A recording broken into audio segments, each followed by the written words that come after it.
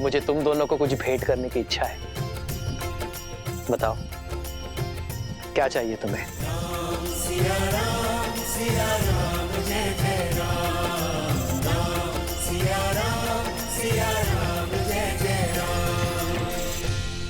आने का केवल एक उद्देश्य पूर्ण हुआ है, दूसरा उद्देश्य अभी शेष है। क्या है दूसरा उद्देश्य? बताइए ना, आपका यहाँ पर आने का दूसरा उद्देश्य क्या है? उद्देश्य का वृक्ष विश्वास के जल से सींचा जाता है और प्रभु श्री राम, आपको हम पर तनिक सा विश्वास तो हो ही गया होगा ना, तो उसी विश्वास को थामकर एक बार पुनः कर दीजिए, फिर अपनी इच्छा कहेंगे नहीं, साक्षात दिखा देंगे आपको।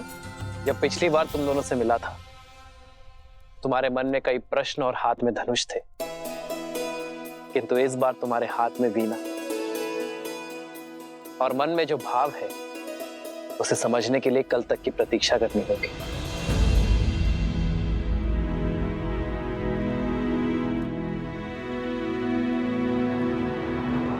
मेरी आज्ञा है।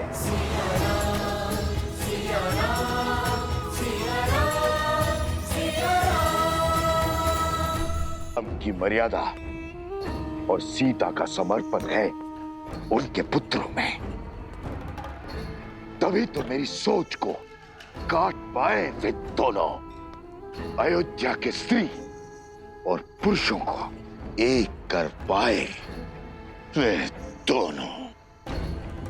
जब युद्ध का नाद छिड़ ही चुका है तो शस्त्र उठाने में कैसा संकोच। अब संसार का कोई भी बल शास्त्र मुख रावण को नहीं रोक पाएगा। समय आ गया है उस शक्ति को जागृत करने का जो लवणासुर के युद्ध के पश्चात से अचल है और रघुकुल से प्रतिशोध की प्यासी है। आप किसकी बात कर रहे हैं भैया? शीघ्र जान जाओगी। अब यहां से आगे केवल मुझे जाना है, अपनी शक्तियों से उसे जागृत करने।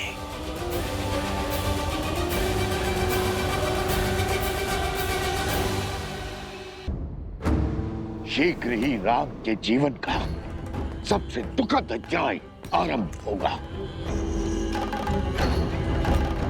अयोध्या का ध्वज मेरे चरणों में होगा।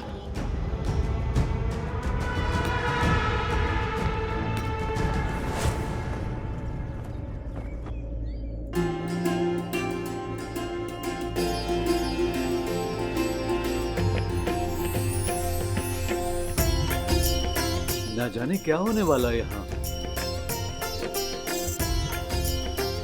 क्या हो सकता है लवकुश का दूसरा उद्देश्य? हनुमान जी, इनका क्या उद्देश्य आपको तो ज्ञात ही होगा ना?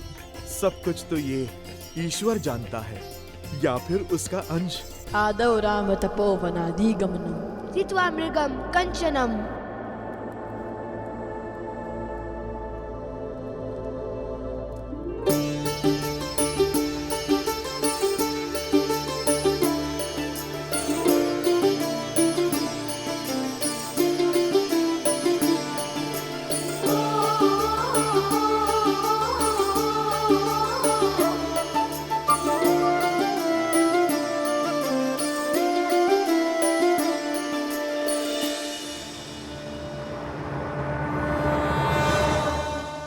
वैदेहीकरणम् जटायुमरणम् सुग्रीव संभष्णम।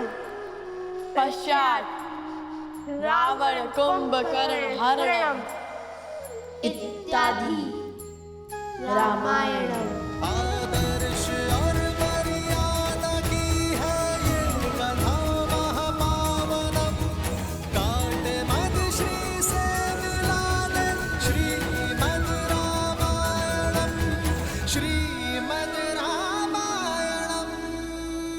धन्यवाद आप सबको यहाँ पधारने का धन्यवाद। आज सबके मन में प्रश्न होंगे, सोच रहे होंगे दुविधा होगी आप सबके मन में कि हमारा उद्देश्य क्या है। उद्देश्य वही, हर दुविधा का अंत श्रीमद् रामायण, यही हमारा उद्देश्य है। यह सुनकर आज सबके मन में एक और प्रश्न आया होगा। सोच रहे होंगे कि ये उद्देश्य तो हम पहले भी पूर्ण कर चुके हैं, फिर दोबारा क्यों? दोबारा क्यों? ये वही रामायण है जो आप सब जानते हैं, जिसे सुनने से पाप का क्षय होता है, चरित्र बढ़ता है और आशा जगती है। किंतु ये हमारे उद्देश्य का अंत नहीं। हाँ, ये आरंभ है। वो नया आरंभ जो हमारा उद्देश्य है, और ये आवश्यक है क्योंकि जो रामायण आपने जानी वो अधूरी है। क्योंकि श्री राम की कथा, उनका व्यक्तित्व, उनका चरित्र, उनका शौर्य, उनकी यात्रा उनके बिना अधूरी है, जिनका नाम है माता सीता।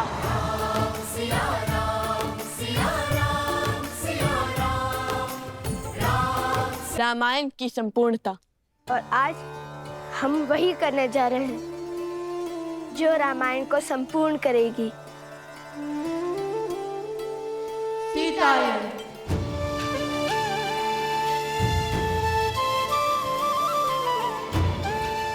सीता, जिनके बिना संसार के पूरक श्री राम भी अपूर्ण है।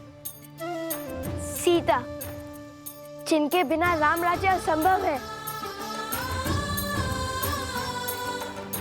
सीता, जिन्होंने राम राज्य के लिए स्त्री और पुरुषों की समानता का बीज बोया। सीता, जो गर्भ में शिशु और मन में संकल्प लेकर चल पड़ी, स्त्री सम्मान के पथ पर लड़ी और अयोध्या वासियों के लिए, आप सबके लिए, जिन्होंने उनके चरित्र पर प्रश्नों के लांछन लगाए।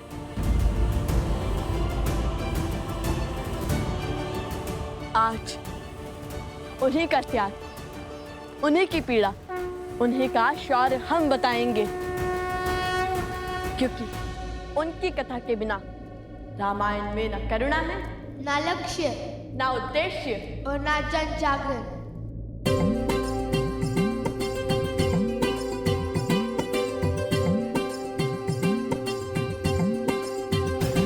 ले संग सिया लौटे थे अवध, श्री राम लखन कर रावण वध, सिंहासन बैठे रघुनंदन, सब अवध भई आनंद मगन, आनंद मगन। पर रावण मरा न सोच मरी, अवध जनन मन हुए मलिन, सीता के नाम कहे ताना, पुस्तक में कहे बड़ शब्द कठिन, बड़ शब्द कठिन। मैं राम नहीं हूँ जो महीनों रावण के घर से आई हुई सीता को अपना लूंगा। घर से दूर किसी अनजान के साथ रात्रि बिताकर आई पत्नी को लौटा लूंगा। मैं मर्यादा पुरुषोत्तम राम नहीं हूँ, मेरा जन्म दिव्य प्रसाद में नहीं हुआ है। मैं ऐसी स्त्री को नहीं अपनाऊंगा जो किसी अन्य पुरुष के साथ रहकर आई हो। जीते जी रावण का जो दाव न जीत सका, राम सिया के संबंध को न बेच सका, मरने के बाद उसकी मलिन सोच के प्रहार सिया राम के प्रेम को न मोड़ सका। जिसके आगे हारा दशानन, भय लालच ना कर सका खेला। तिनके को बना कवच अस्तित्व का, वार पाप का जिसने झेला।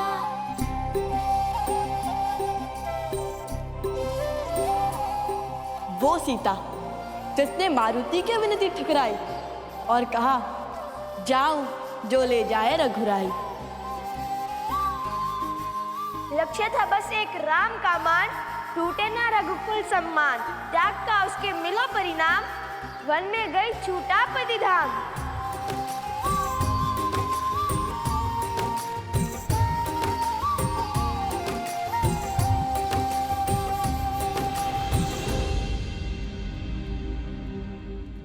जिसकी अग्नि परीक्षा पर नतमस्तक सारे देव हुए, चरित्र पर लेके उसकी शंका अवध के सभी सिर खड़े हुए। फिर करने पूरा स्वप्न राम राज्य का, सिया राम ने सहा बिहा का दंश। पर वन में ना सिया अकेली थी, घर में थे रघुनंदन अंश।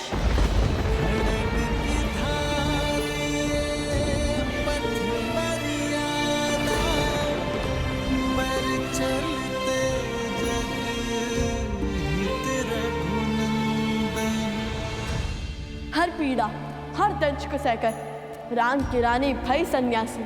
वही जन्मी संतान राम की, परिचय खोकर किया धर्म पालन। राम के अंश को राम बनाया, राम का आदर करना सिखाया। तेरा मायन का उन्हें ज्ञान, पूरा किया कर्तव्य महान। पुत्र रहे पिता से अनजान, जाने ना बदना जाने राम। सीता बिना कहाँ राम कथा, सीता बिना कहाँ राम कथा।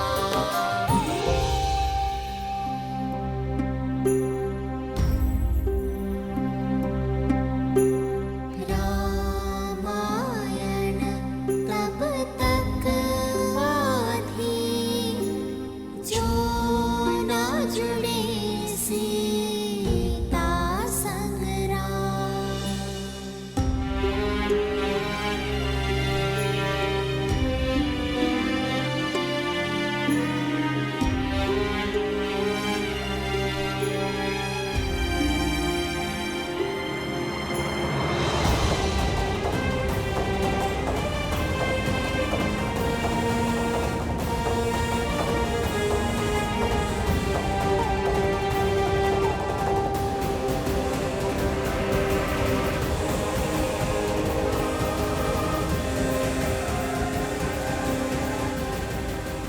मुझे क्षमा कर दीजिए महाराज, मुझे क्षमा कर दीजिए महाराज। न जाने हमारी सोच पर किस असुरी शक्ति की माया गिर गई थी, जो स्त्रियों को तुच्छ समझने लगी थी और पुरुषों से उनको नीचे गिनती थी। उसी शक्ति के प्रभाव में आकर महाराज मैंने देवी सीता पर संदेह किया।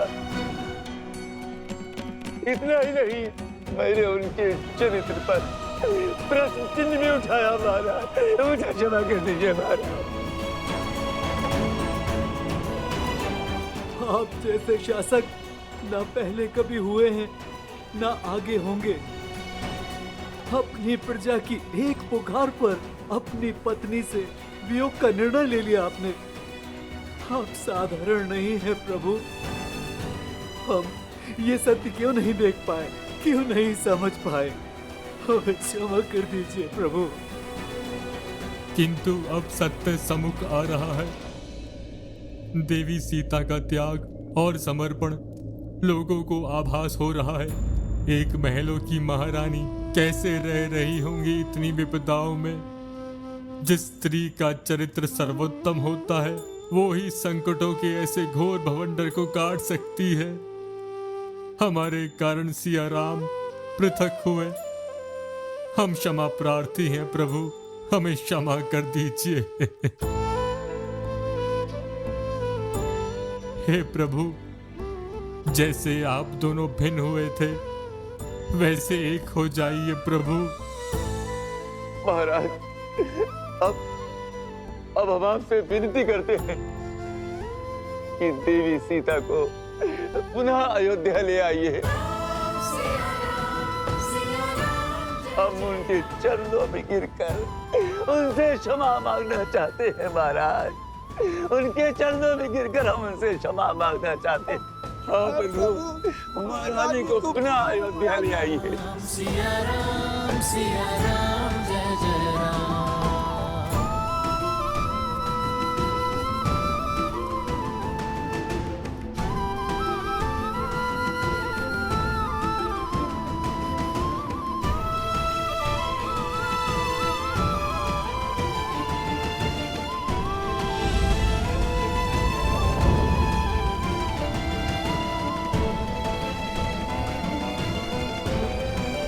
बस मत रो लवकुश।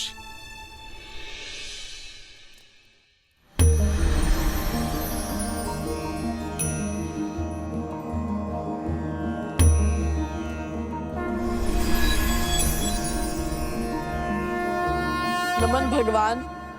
जब लक्ष्य महान हो तो मार्ग में रुकना नहीं चाहिए।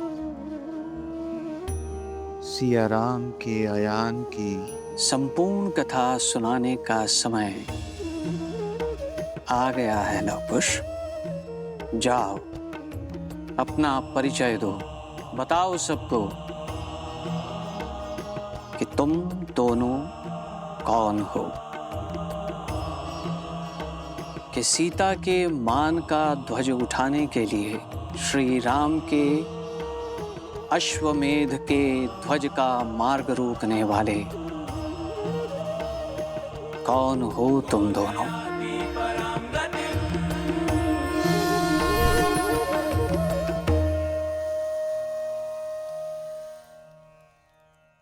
धन्य है त्रिकालदर्शी भगवान वाल्मीकि। सत्य में इससे श्रेष्ठ अवसर और कोई नहीं हो सकता था। जाओ और बता दो कि प्रभु श्री राम का सामना स्वयं उन्हीं के रक्त ने किया है। सिया राम के अंश ने किया है। अर्थात आपको सब पता था? सब कुछ?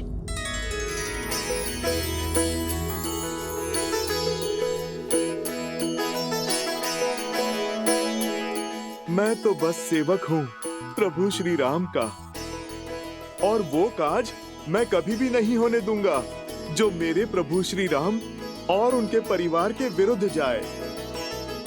जो सत्य तब ना समझा वो अब समझ आया है कि क्यों भगवान वाल्मीकि ने मुझे आज ही के दिन तक चुप रहने के लिए कहा था। मुझे क्यों रोके थे वो? क्योंकि रामायण को संपूर्ण होने के लिए माता सीता का होना आवश्यक था, और माता के अयोध्या आने का शंखनाद तो अब हुआ है। अब बताइए अयोध्या के कुल के वंशज इस कार्य को कैसे आगे ले जाएंगे और कैसे इसे संपूर्ण करेंगे?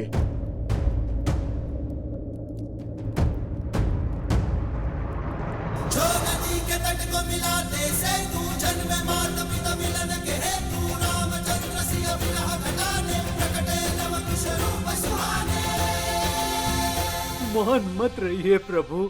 माता को पुनः बुला लीजिए प्रभु। रघुवंश के दीपकों की आवश्यकता अवध में है प्रभु। श्री राम पुत्र को सम्मान ले आइए प्रभु। इतनी शीघ्र? रुकिए।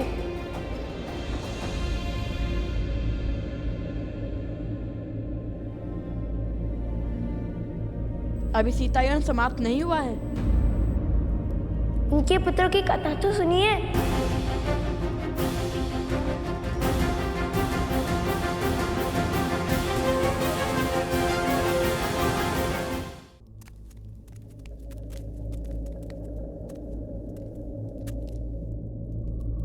सीता के गर्भ में रघुवंशी है, इसका भान श्री राम को था, किंतु वो एक नहीं 2 बालक हैं, इसका किसी को ज्ञान न था।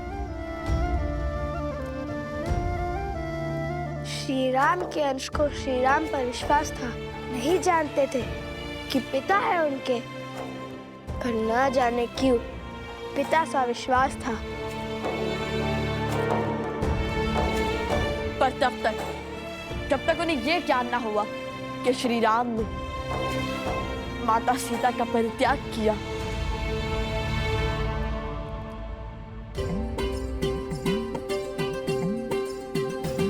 जब जानी सीता की पीड़ा, भक्ति को संशय ने घेरा, प्रण कर बैठे सिया राम मिलन का, शंख युद्ध का था पुकार।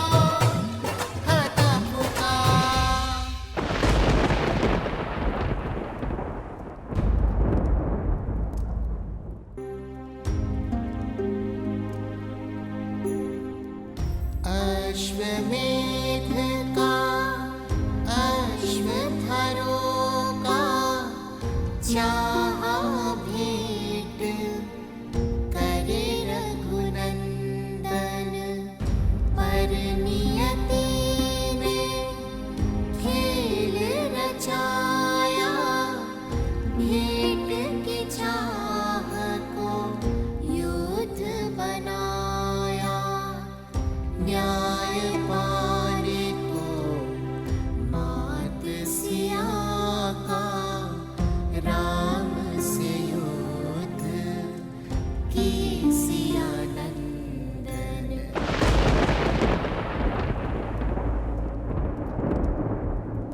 हो पूरी ये रामायण, हो फिर सिया राम मिलन, पाने पिता माँ का सम्मान, पिता से लड़े हम नंदन राम, पिता से लड़े हम नंदन राम, पिता से लड़े हम नंदन राम।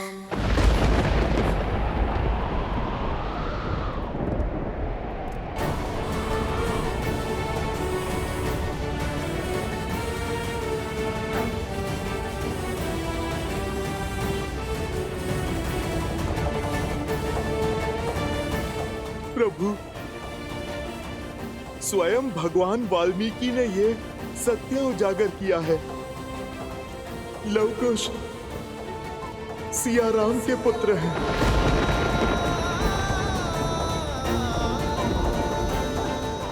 मेरे पुत्र?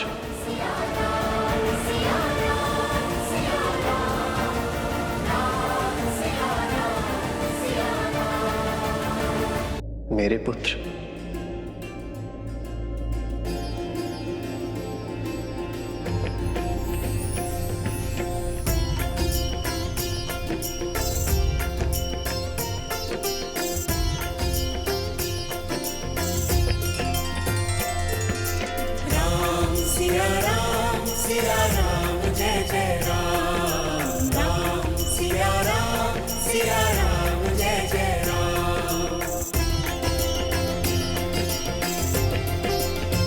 पिताश्री, मंगल भवन मंगल हारी, द्रवहु सुदशरथ मेरे पुत्र हो।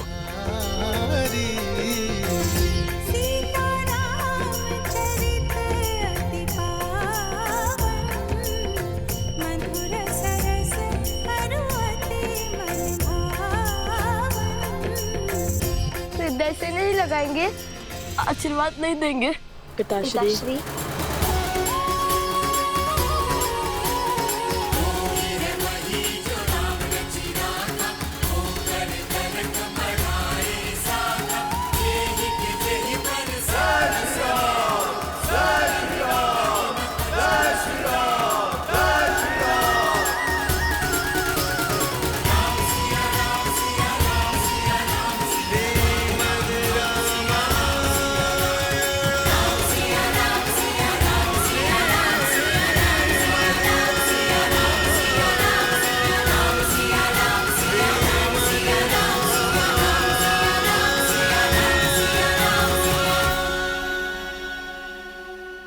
कैसे नहीं पहचान पाया मैं? कैसे नहीं पहचान पाया मैं रघुकुल के वंशज को? कैसे नहीं पहचान पाया अपने ही अंश को। जब जब तुम दोनों को देखा तब तब अपनत्व का आभास हुआ, मन में मोह उत्पन्न हुआ, प्रफुल्लित चित्त का भास हुआ।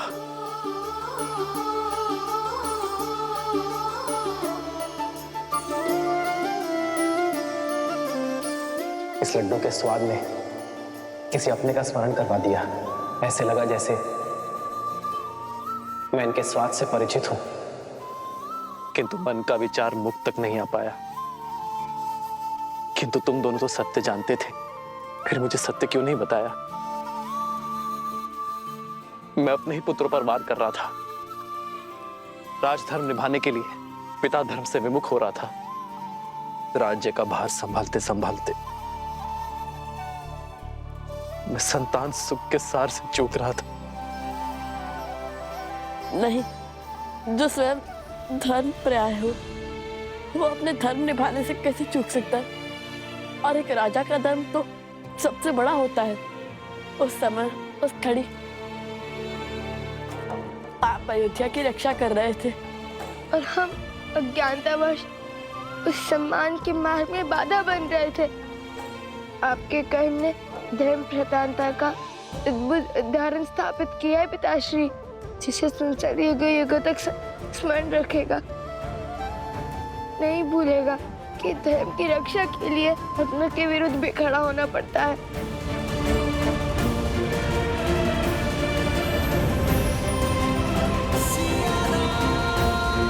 आपकी वह धरोहर हमारे पास रह गई थी, इसी के कारण हमें सत्य का पता चला।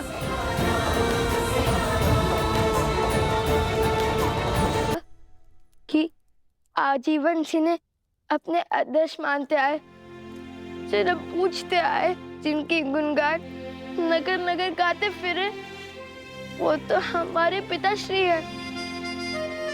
जिन विचारों के साथ, जिन संस्कारों के साथ तुम दोनों बड़े हुए हो, मुझे हर्ष से भर दिया तुम दोनों ने। मुझे मेरे पुत्रों पर गर्व है। प्रभु, मैं भी आपसे क्षमा चाहता हूँ। प्रभु, मुझे सत्य का ज्ञान था और मैं जानता था कि लवकुश आप ही के पुत्र हैं प्रभु।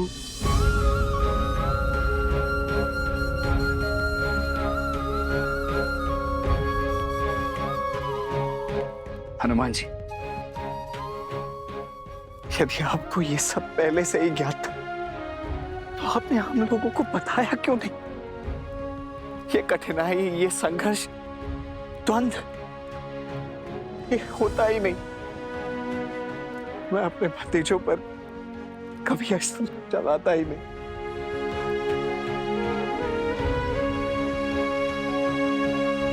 हनुमान जी, तो क्या आपके बंधन का कारण भी यही था? भरत भैया, मैं तो प्रभु श्री राम का सेवक हूँ। धर्म, मर्यादा और नियति के विरुद्ध नहीं जा सकता। मुझे भगवान वाल्मीकि जी ने सही समय की प्रतीक्षा का निर्देश दिया था। उन्होंने लवकुश को भी इस सत्य को प्रकट करने से रोका था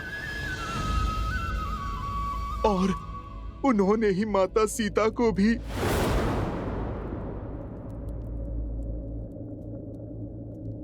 हनुमान, तुम सीता से मिले थे? हाँ प्रभु, मैं माता से मिला था। कैसी है वो? प्रभु अपने प्राणों से दूर होकर कैसी होंगी? बस माता दुविधाओं से बंधी अपना वचन निभा रही हैं। और अब देखिए, इतने संघर्षों के बाद आज सब सही हो गया। और प्रभु, राम राज्य की कल्पना सत्य हो गई। प्रभु, आप बस अब आज्ञा दे दीजिए कि हम माता को पुनः अपनी अयोध्या, अपने घर ला सके प्रभु। हाँ प्रभु, आज्ञा दीजिए, हम माता सीता से क्षमा मांगेंगे। हाँ प्रभु, माता सीता को बुलाइए। पिताजी, आज्ञा दीजिए ना। आज्ञा दे दीजिए ना भैया। इतने वर्षों से जिस ग्लानि का बोझ मन में दबाए बैठा था, उसे अब हल्का करने का समय आ चुका है। मेरी भाभी मां सीता को वन में अकेले छोड़कर आने का जो दंश मुझ पर लगा, उस लांछन को मिटाने का समय आ गया है भैया। हमारे परिवार को पूरा करने का आज्ञा दे दीजिए भैया। हाँ भैया, आज्ञा दे दीजिए ना। प्रभु, अब केवल बस आपकी आज्ञा की प्रतीक्षा है। फिर माता का यह पुत्र स्वयं जाकर अपनी माता को प्रभु श्री राम से मिलन का समाचार देगा और माता को ये बताएगा कि पूरी अयोध्या उनकी प्रतीक्षा कर रही है। प्रभु,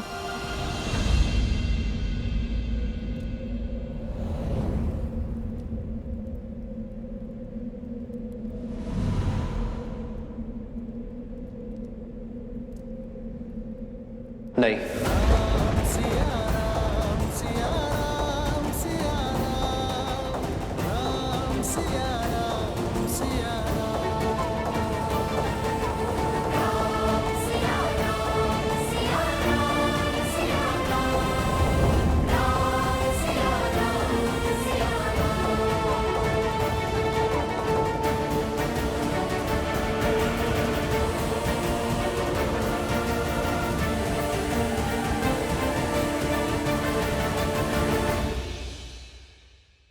अब तक सब कुछ ठीक हो गया है। भगवान वाल्मीकि का आशीर्वाद भी प्रभु श्री राम के साथ है, फिर भी पिताश्री ने माता को यहाँ लाने से क्यों रोक दिया? इतना अच्छा अवसर क्यों गवा दिया? अब इससे शुभ घड़ी और क्या हो सकती है? लवकुश, प्रभु के निर्णय पर संदेह ना करो। वो जो कहते हैं करते हैं, उसके पीछे सदैव ही कोई बड़ा कारण होता है। हमें महाराज से चलकर पूछना चाहिए कि इस वीरा की वेदना का अंत वो क्यों नहीं करते। वैसी भी क्या बात है जिसके कारण भैया ने भाभी माँ को लाने से मना ही कर दिया? अब किस घड़ी की प्रतीक्षा में है भैया? प्रतीक्षा का सच्चा दंश तो प्रभु ही भोग रहे हैं। क्षण क्षण माता की स्मृतियों में घुल रहे हैं।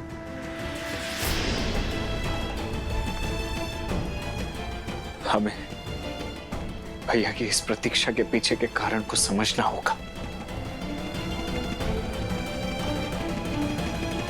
न जाने कब हम अपने माता पिता को एक कर पाएंगे।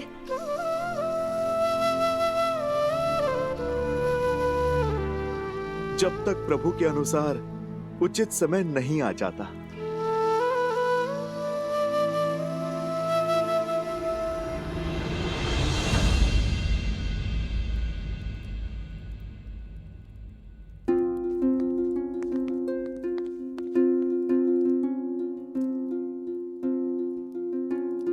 भैया, दरबार में हम महाराज के सम्मुख उपस्थित थे, नीति निभा रहे थे, इसीलिए चुप थे। किंतु अब तो हम अपने भैया के सामने खड़े हैं और आपसे पूछना चाहते हैं कि हमारी सीता भाभी घर क्यों नहीं लौट सकती भैया?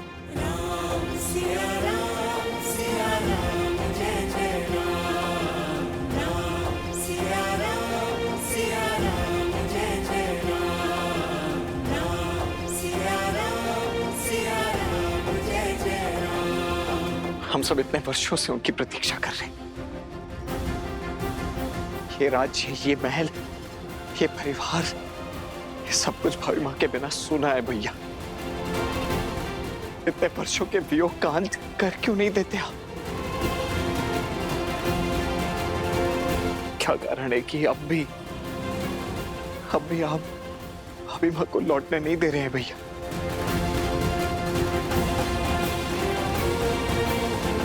मैं तुम सभी की भावनाओं का सम्मान करता हूं, सीता के प्रति तुम्हारे प्रेम का मान रखता हूं, किंतु मेरे कहने से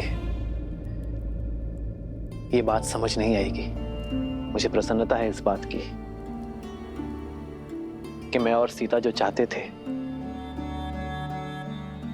जिस राम राज्य की कल्पना को हम साकार करना चाहते थे, अयोध्या वासियों ने उस कल्पना को सार्थक और साकार दोनों किया है। परंतु मेरी दृष्टि में मेरे और सीता के मिलन के लिए अब भी समय है।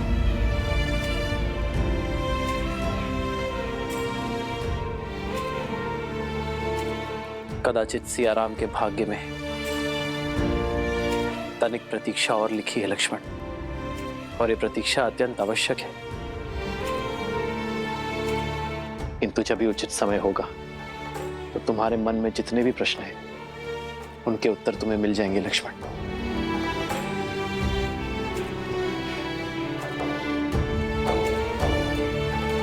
मेरे निर्णय का कारण तुम जान जाओगे।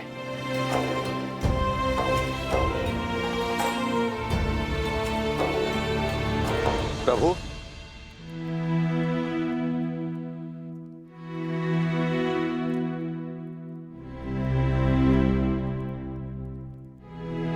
राज अनुज शत्रुघ्न अश्वमेध यज्ञ का अश्व लेकर लौट आए हैं। लक्ष्मण, भरत, देखो कितना शुभ दिवस है आज का। तुम दोनों अश्वमेध यज्ञ को पूर्ण करने की तैयारी करो। जाओ। जो आज्ञा भैया।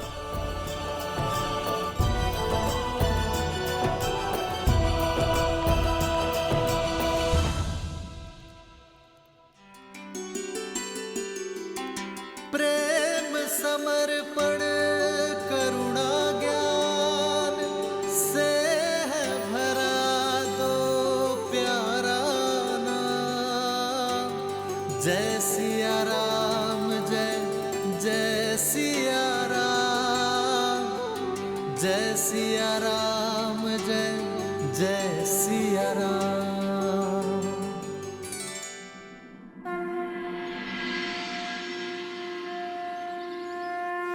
ओम पवित्रो पवित्रो वा सर्वावस्थां गतोऽपि वा यात्मे त्रिपुण्ड्रीकाक्षां सावयाभ्यां तराः शुचि।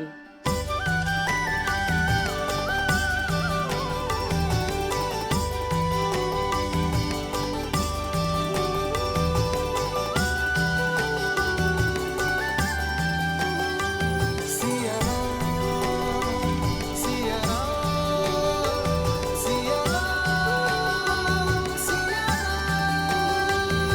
आज इस यज्ञ में स्वयं माता सीता होती, परंतु हमारी बुद्धि अशुद्ध हो गई थी। हमारी बुद्धि, हमारे विचार, तभी तो ये दिन देखना पड़ रहा है अयोध्या को। किंतु अब भी प्रभु माता सीता को अयोध्या क्यों नहीं बुला रहे हैं? राम सिया राम, सिया राम, सिया राम, राम सिया राम, सिया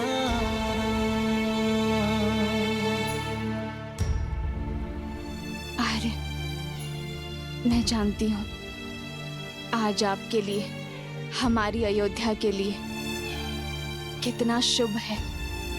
आज अश्वमेध यज्ञ संपूर्ण होने को है। आज तो आपके साथ की थी, आपके पास बैठकर यज्ञ को संपूर्ण करने की थी। किंतु सियाराम कितने भी दूर हो, उनकी आत्मा सदा एक रहेगी। आपके पास नहीं हूं तो क्या हुआ, आपको स्मरण कर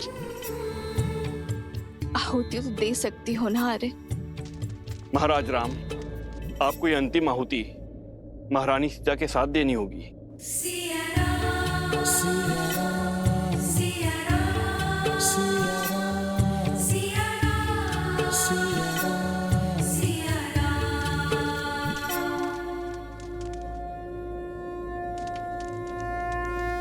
हे ब्रह्मदेव, आज आपकी कृपा से सीता की इस मुहूर्त ने मंत्रोच्चार किया है। अब अश्वमेध यज्ञ की इस अंतिम आहुति को भी फलीभूत कर दीजिए। हे ब्रह्मदेव, यदि मैंने सच्चे हृदय से अपने परिवार, अपने राज्य का भला चाहा है, तो आज अश्वमेध यज्ञ की पूर्ति में कोई बाधा ना आए।